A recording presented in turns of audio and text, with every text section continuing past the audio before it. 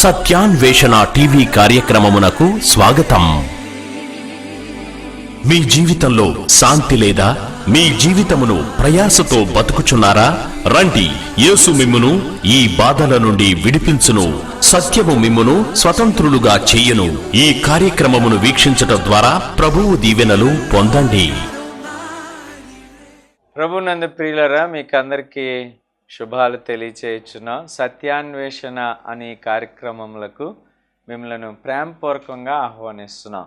ఈ కార్యక్రమాలు మీకు ఆత్మీయమైన మేలులు చేకూరుస్తున్నాయని, ఈ ఆత్మీయ మేలులు మీరు ఏ విధంగా దేవుని వాక్యం ద్వారా ప్రోత్సహింపబడుతున్నారో ఈ కార్యక్రమాలను మేము చూస్తున్నాం. అయ్యగారు, మాకు దీవెనగా ఉన్నవి అని అనుకునేటువంటి వారు మాకు తెలియపరచండి. తద్వారా మేము ఎంతో ఆనందంతో ముందుకు వెళ్ళటానికి అవకాశం ఉంటుంది. ఈ కార్యక్రమాలను వీక్షించి మీకు అందరికీ అభినందనలు, శుభాలు తెలియచేయుచున్నాం. ప్రియులారా, చిన్న ప్రార్థన చేసుకొని వాక్య పరిచర్లోనికి వెళ్దాం.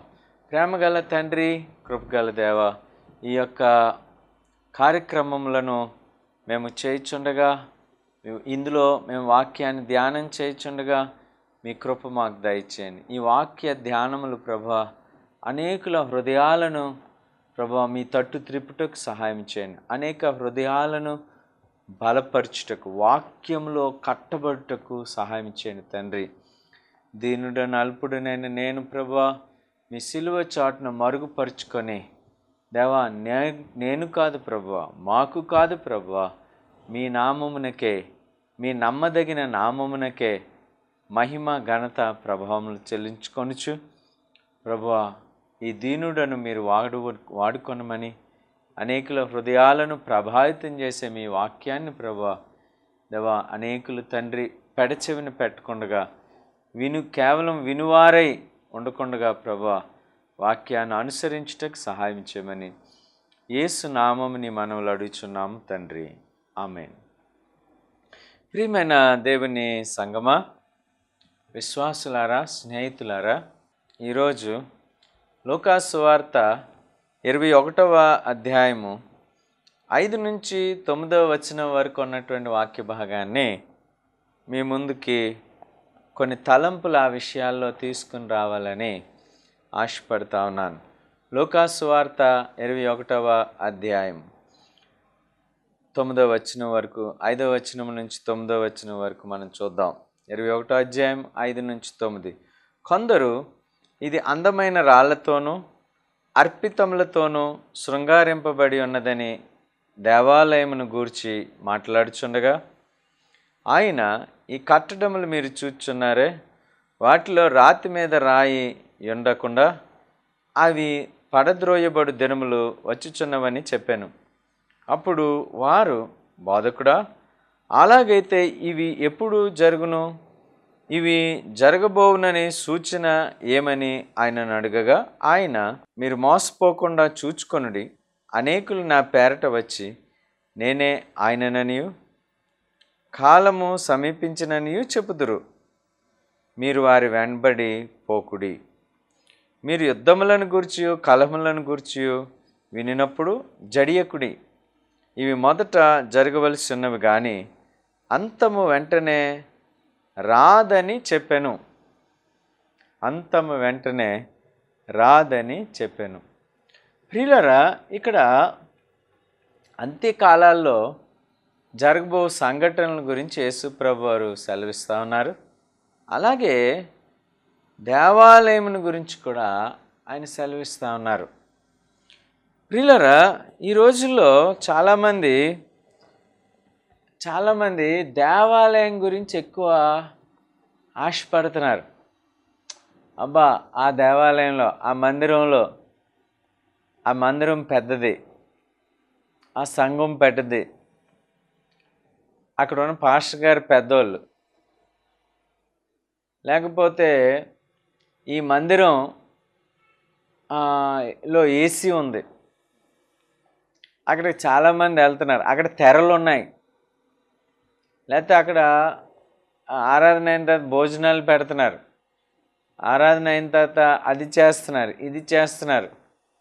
పిల్లరా, ఇది చాలా విచారించదగిన విషయం.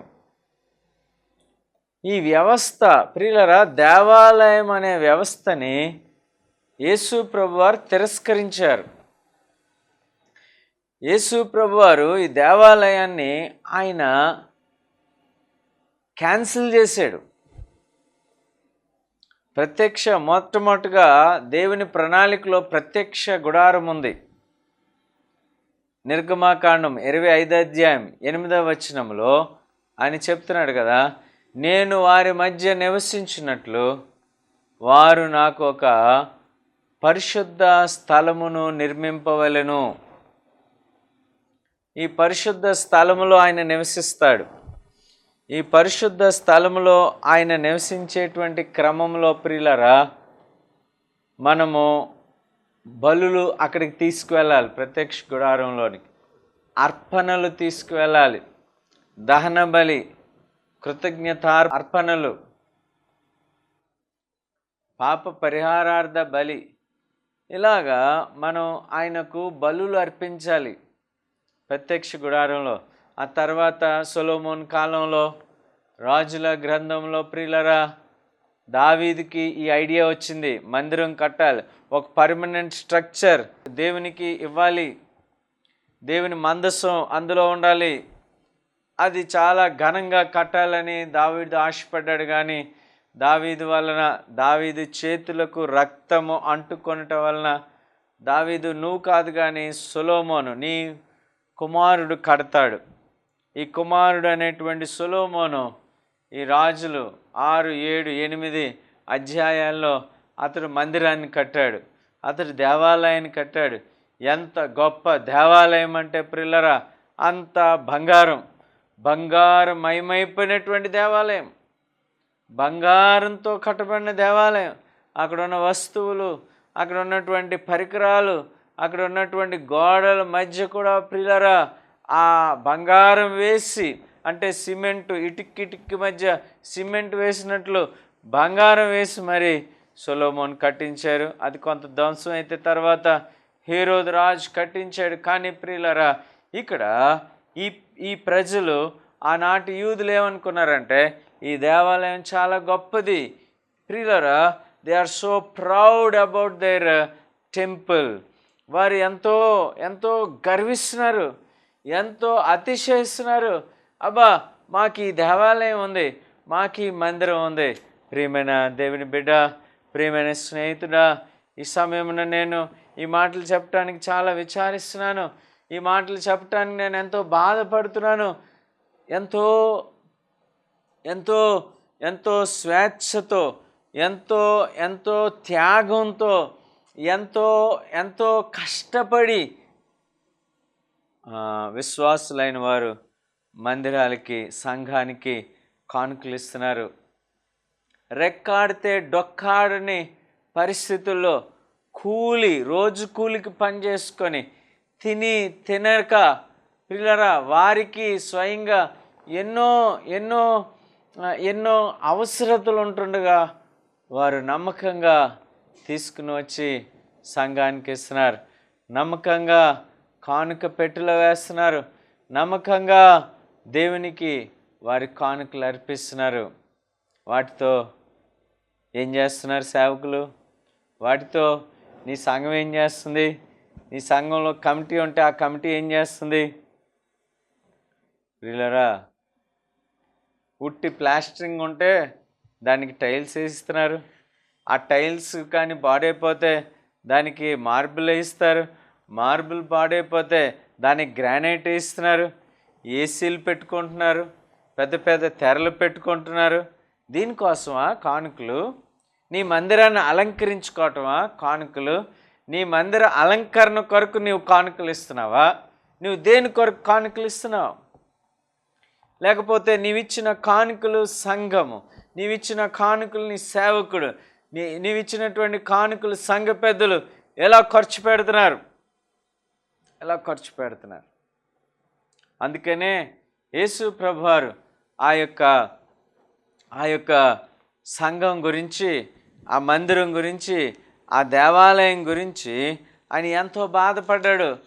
ఆయన యోహాను సువార్తలో 2వ అధ్యాయంలో ప్రియులరా ఆయన అంటున్నాడు కదా, 2వ అధ్యాయం 14వ వచనంలో ప్రియులరా, దేవాలయంలో ఎడ్లను, గొర్రెలను, పావురములను అమ్మువారిని, రోకలు మార్చువారును కూర్చుండుట చూచి, తాళ్ళతో కొర్రాలు చేసి గొర్రెలను ఎడ్లనన్నిటినీ దేవాలయంలో నుండి తోలివేసి, రోకలు మార్చి వారి రోకలు చలివేసి, వారి బల్లలను పడద్రోసి, పావురముల అమ్మవారితో, వీటిని ఇక్కడి నుండి తీసుకుని పొండి, నా తండ్రి ఇల్లు వ్యాపారపుటిల్లుగా చేయకుడని చెప్పెను. నా తండ్రి ఇల్లు వ్యాపారపు ఇల్లుగా చేయకండి, వ్యాపారపు ఇల్లుగా చేయకండి. సంఘము మందిరంలో వ్యాపారం జరగకూడదు. మందిరంలో మందిరం కొరకు వ్యాపారం లేదు, డబ్బుల కొరకు సంఘం లేదు. వ్యాపారము చేయకండి, నా తండ్రి ఇంటిని. ఇక్కడ యేసు ప్రభువారు వేదనకరమైన మాటలు చూస్తున్నాం. ఏమని అంటే, నా తండ్రి ఇల్లు వ్యాపారపుటిల్లుగా చేయకుడి. ఇంకొక చోట దొంగల గుహగా చేశారు. ఎక్కడ దేవుడు ఉండాలో, ఎక్కడ ఏ మందిరంలో దేవుడు ఉండాలో, ఏ దేవాలయంలో దేవుడు ఉండాలో, ఏ ఏ ఏ ఏ కట్టడంలో దేవుడు ఉండాలో అక్కడ దొంగలు ఉన్నారు.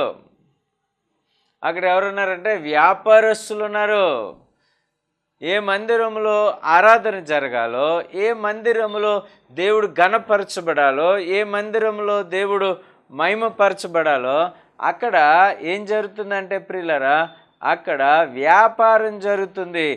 ఆరాధన తీసేసి వ్యాపారాన్ని తీసుకొచ్చారు, దేవుణ్ణి తీసేసి దొంగలను అక్కడ నివసిస్తున్నారు. కనుక యేసు ప్రభువారు క్రొత్త నిబంధన కాలంలో ఆయనకు దేవాలయము ఏది అని చెప్తున్నాడంటే, మొదటి కొరింథీయులకు రాసిన మొదటి పత్రిక 3వ అధ్యాయము, కొరింథీయులకు రాసిన మొదటి పత్రిక 3వ అధ్యాయము 16వ వచనం, ప్రియులరా, మీరు దేవుని ఆలయమై ఉన్నారని, దేవుని ఆత్మ మీలో నివసించుచున్నాడని మీరెరుగరా.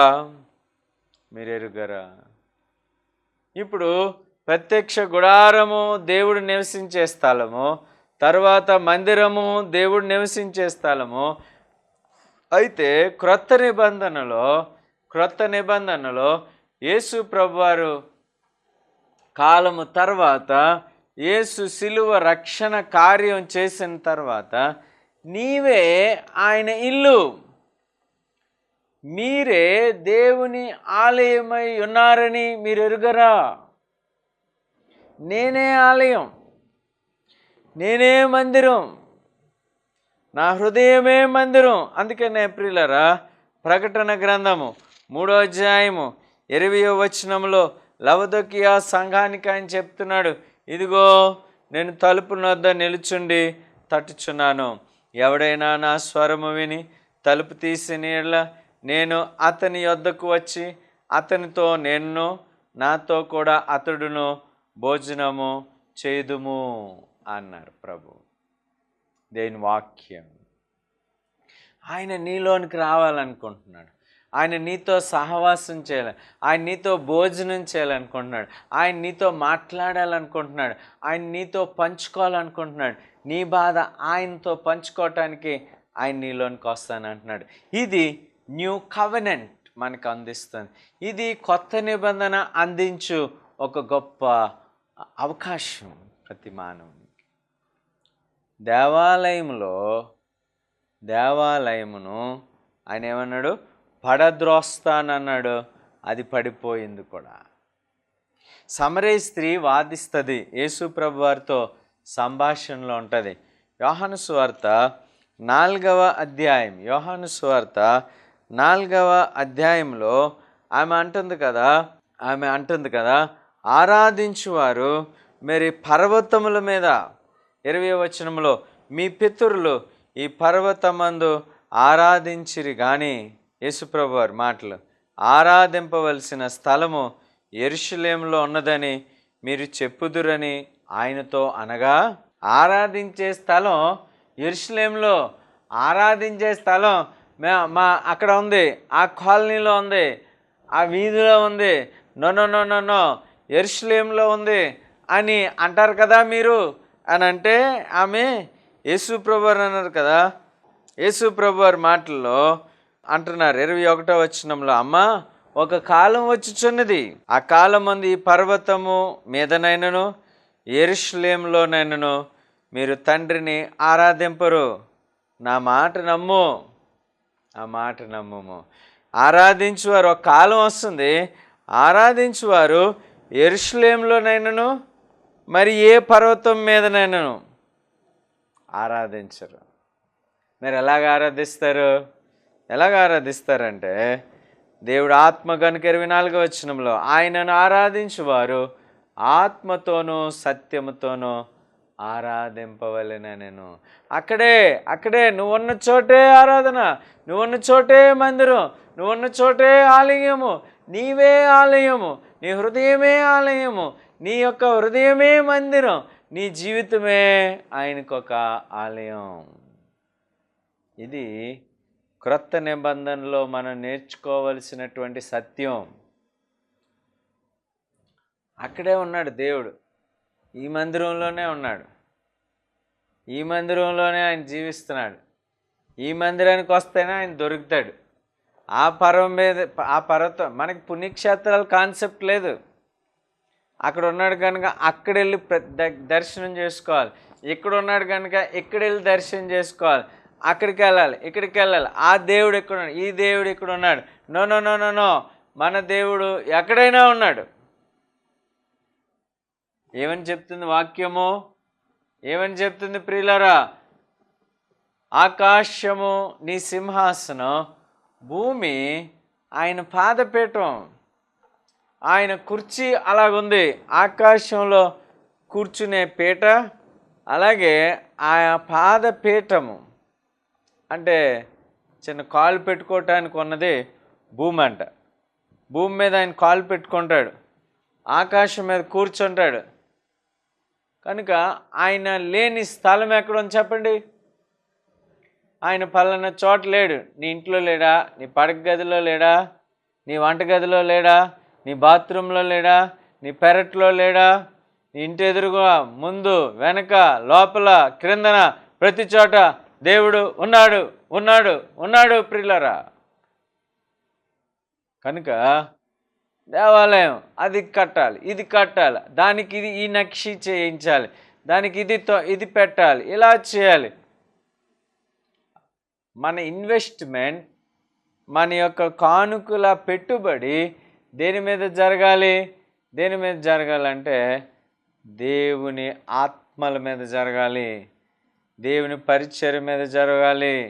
మన పెట్టుబడి మిషనరీల మీద పెట్టాలి, మన పెట్టుబడి పేద సేవకులను పోషించడానికి పెట్టాలి, మన పెట్టుబడి నశించు ఆత్మలను రక్షించడానికి ప్రయాసపడుతున్నటువంటి పరిచర్య మీద పెట్టాలి. అది నిజమైన విశ్వాసం, అది నిజమైన పెట్టుబడి, అదే దేవుడు నీ నుంచి నా నుంచి కోరుకుంటున్నాడు. అలాగ నువ్వు చేయగలిగితే, అలాగున నీ కానుకలు, అలాగున నీ జీతం, అలాగున నీకు దేవుడు ఇచ్చినటువంటి వనరులను నీ ఖర్చు పెట్టినట్లయితే ఏం జరుగుతుందో తెలుసా? మత్తయి సువార్త 6వ అధ్యాయము, మత్తయి సువార్త 6వ అధ్యాయము 20వ వచనములో యేసు ప్రభువారు కొండ మీద ప్రసంగంలో చెప్పిన మాట, పరలోకమందు మీ కొరకు ధనమును కూర్చుకొనుడి. ఈ లోకంలో కాదు, రియల్ ఎస్టేట్లో కాదు, బంగారం మీద కాదు, భూమి మీద కాదు, ఆస్తిపాస్తుల ఐశ్వర్యం మీద కాదు, బిట్ కాయిన్స్ అంటున్నారు ఏంటో ఈ మధ్యన కొత్తగా, దాని మీద కాదు, పరలోకంలో మనం ధనమును కూర్చుకోవాలి. దేవాలయాల మీద కాదు మనం ఇన్వెస్ట్ చేయవలసింది. దేవాలయాలు కేవలం ఒకరినొకరు ప్రోత్సహించుకోవటానికి, ఒకరినొకరు పురుకొల్పటానికి, ఒకరి బాధలు ఒకరు పంచుకోవటానికి, ఒకరికొకరు ప్రార్థన చేయటానికి, ఒకరికొకరు క్షమించుకోవటానికి, ఒకరి భక్తి మరొకరిని ప్రోత్సహించటానికి, ఒకరి భక్తి మరొకరిని పైకి లేవదీయటానికి, కృంగిన వారి కొరకు, కృంగిన వారి కొరకు, బలహీనులైన వారి కొరకు, లోకములో గాయపరచబడిన వారి కొరకు, ఒంటరితనాన్ని అనుభవిస్తున్న వారి కొరకు, ఈ లోకంలో నన్ను అందరూ మోసం చేశారనే వారి కొరకు సంఘం ఉంది. సంఘం ఒక హాస్పిటల్ లాంటిది. హాస్పిటల్కి ఎవరు వెళ్తారు? దెబ్బలు తినేవాడు వెళ్తాడు, రోగులు వెళ్తారు, స్వస్థత కొరకు వెళ్తారు. Imperfect people. Church is a place where imperfect people will come and find peace in the temple of God. ఈ యొక్క మందిరంలో ప్రియులారా మన అందరం దేవుణ్ణి తీసుకుని వస్తాం. మనందరిలో దేవుడు ఉన్నాడు.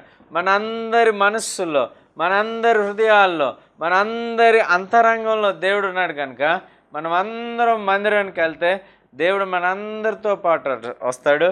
మనం అందరం ఇంటికి వచ్చేస్తే దేవుడితో మనతో పాటు ఇంటికి వచ్చేస్తాడు. అక్కడ ఖాళీ. నాకు తెలియగలుగుతాను, మందిరంలో దేవుడు ఉన్నాడు, మందిరంలో దేవుడు ఉన్నాడు, దేవుడు మందిరంలోనే ఉంటాడు అనే వారికి నా ప్రశ్న ఏంటంటే ప్రియులరా, మందిరంలో నువ్వు లేకుండగా, ప్రజలు ఎవరు లేకుండగా మందిరంలోనే దేవుడు ఉంటే దేవుడు ఏం చేస్తాడు? ఖాళీగా దేవుడు అక్కడ ఆల్టర్ని చూస్తూ ఉంటాడా? దేవుడు ఆ మందిరానికి కాపలా కాస్తుంటాడా? దేవుడు ఏమైనా వాచ్మెన్ ఏంటి మందిరంలో ఖాళీగా ఉండటానికి? No no no no no ప్రియులారా, దేవుని సన్నిధి నీతో ఉన్నది, దేవుని సన్నిధి నీలో ఉన్నది. దేవుడు నీతో నివసిస్తున్నాడు, దేవుడు నీతో వస్తాడు మందిరానికి, దేవుడు నీతో వెనక్కి వచ్చేస్తాడనే సత్యాన్ని మనం గమనించాలి.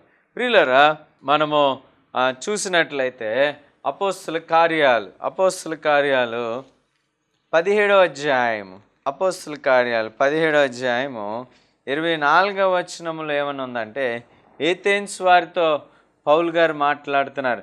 జగత్తును అందలి సమస్తమును నిర్మించిన దేవుడు తానే ఆకాశమునకును భూమికిని ప్రభు అయి ఉన్నందున హస్తకృతములైన ఆలయములలో నివసింపడు అన్నాను. హస్తకృతములైన ఆలయములలో ఆయన నివసింపడు, ఆయన నివసించడు, ఆయన నివసిస్తాడు, ఆయన ఉంటాడు అంటున్నావు కదా. ఆయన అలా నివసించడు. హస్తకృతమైన ఆలయాలలో ఆయన నివసించడు, కానీ నీలో నివసిస్తాడు. ఆయన నీ జీవితంలో, నీ మనసులో, నీ హృదయంలో, నీ తలంపుల్లో ఆయనకు స్థానం ఇవ్వాలి నువ్వు. అంతేగాని నీవు దేవుడు ఎక్కడో మందిరంలో ఉన్నాడు, దేవుడు పలానా వీధిలో ఉన్న పలానా బిల్డింగ్లో ఉన్నాడు, పలానా పర్వతం మీద ఉన్నాడు, పలానా పుణ్యక్షేత్రంలో ఉన్నాడు, పలానా ఒడ్డునున్నాడు, పలానా సముద్ర తీరనున్నాడు, పలానా నది ఒడ్డునున్నాడు అని అనుకోవటం, అది దేవుని గురించినటువంటి అవగాహన రాహిత్యం. అంటే దేవుడు అంటే నీకు అర్థం అవ్వలేదు మాట, దేవుడు ఇంకా నీకు తెలియలేదని నాకు అర్థమవుతుంది. కనుక ప్రియులారా, ఆయన హస్తకృతములైన ఆలయములలో నివసింపడు. ఆయన మన కొరకు ఈ లోకంలోనికి వచ్చి మనతో పరిశుద్ధాత్మ రూపంలో నివసించి మనలో జీవిస్తాడు. కనుక ఆ ఆలయం బాగుంది, ఆ దేవాలయం బాగుంది, ఆ పాస్టర్ గారు బాగున్నాడు, అక్కడ ఏసీ ఉంది, అక్కడ టీవీలు ఉన్నాయి, అక్కడ పెద్ద పెద్ద తెరలు ఉన్నాయి, అక్కడ పార్కింగ్ ప్లేస్ ఉంది, అక్కడ ఇది ఉంది, అక్కడ అది ఉందని వీటి గురించి వెళ్ళకండి. నీలో దేవుడు ఉంటే నీకు అతృప్తి కలుగుతుంది. కనుక ప్రియులరా, హస్తకృతములైన ఆలయములలో ఆయన నివసింపడు. ఆయనకు ఇల్లు నీవే, ఆయన నివసించు ఆలయము నీవే అనే సత్యాన్ని గుర్తించి ప్రభు మహిమ కొరకు మనం జీవించుటకు పరిశుద్ధాత్మ దేవుడు మనకు సహాయం చేయనుగాక. ఆమేన్. ప్రార్థన చేసుకుందాం. ప్రేమగల తండ్రి, కృపగల దేవా, నీవు మానవుడు కాదు ప్రభువా, మాలో నివసించటానికి ఉండేటువంటి ఆత్మవు ప్రభువా. కనుక తండ్రి ప్రభువా, మేము పెరిగిన ప్రాంతం, మేము ఏ విశ్వాసాల మధ్య పెరిగామో ఆ విశ్వాసాలను బట్టి కొన్నిసార్లు మేము నీవు దేవాలయంలో ఉంటావని, నువ్వు దేవాలయంలో ఉంటే అక్కడికి వచ్చి మేము కలుసుకోవాలనేటువంటి ఒక చెడు అభిప్రాయంలో ఎవరైనా ఉంటున్నట్లయితే వారిని క్షమించండి. మీరు అంతటా అన్ని చోట్ల ఉండే దేవుడు అనే సత్యాన్ని గ్రహించి హస్తకృతములైన ఆలయాల్లో కాక నీవే మాలో ఉంచినటువంటి ఈ హృదయంలో, ఈ ఆత్మలో నీవు ఆత్మస్వరూపిగా నివసిస్తావన్న సత్యాన్ని మేము అందరం గుర్తించి, ప్రభువా మరి దేవాలయాలను బట్టి అతిశయించుకొనగా, దేవాలయాలను బట్టి అబ్బో మా మందిరం గొప్పది అన్నట్టుగా కాకుండా ఈ లోకంలో తండ్రి మేము చిన్న చిన్న గుంపులుగా చిన్న చిన్న మీటింగ్స్తో మేము మిమ్మల్ని మహిమపరుచుకొనుటకు సహాయం చేయమని యేసు నామమున ఈ మనవులన్నీ అడుగుచున్నాము తండ్రి, ఆమేన్. ప్రభు మిమ్మల్ని దీవించి ఆశీర్వదించును గాక, ఆమేన్. ఉచిత బైబిల్ కోర్స్ మీ ఇంటి వద్ద నుండే చేయవచ్చును. కోర్సు పూర్తి చేసిన వారికి సర్టిఫికెట్ ఇవ్వబడును. మీ ప్రార్థనా అవసరతలకు మా చిరునామా reverend Suresh Babu, post box 5, SR Nagar post, Rajahmundry 533105, తూర్పు గోదావరి జిల్లా. Phone number 9441639372.